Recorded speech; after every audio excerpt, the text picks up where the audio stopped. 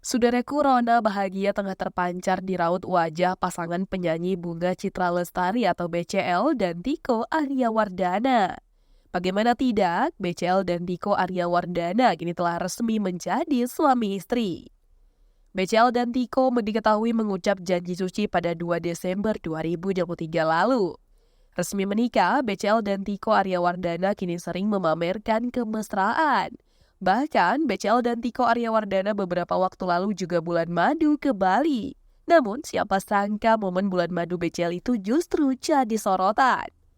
Hal itu diketahui dari unggahan di akun Instagram @etsmebcl pada Rabu 27 Desember 2023.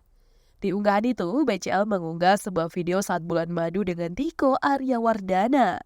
BCL dan Tiko diketahui bulan madu ke Bali. Di video itu, BCL memperlihatkan kamar pengantin miliknya di Hotel Bintang 5 Bali. Benar saja, kamar pengantin BCL kelewat mewah dan luas. Kamar BCL itu bernuansa abu-abu, putih, dan hitam.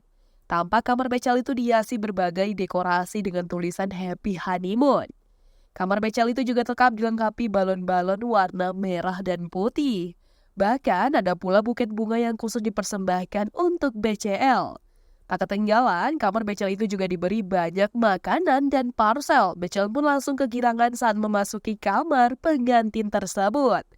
Tak hanya dilengkapi ranjang besar dan empuk, di depan kamar BCL juga dilengkapi kolam renang yang super luas.